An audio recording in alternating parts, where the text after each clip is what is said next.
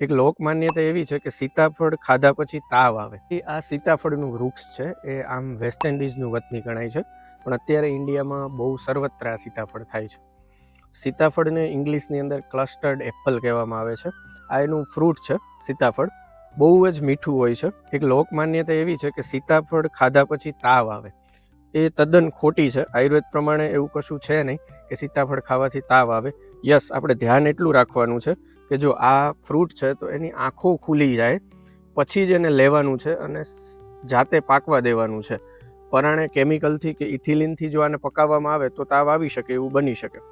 આના ફ્રૂટના આયુર્વેદિક ગુણો વિશે વાત કરીએ તો આ સ્વભાવે ઠંડુ છે, વાતપિત્તનો નાશ કરનાર છે. જે લોકોની કફની તાસીર છે એવા લોકો જો આનો સતત ઉપયોગ કરે તો કફ વધતો હોય છે.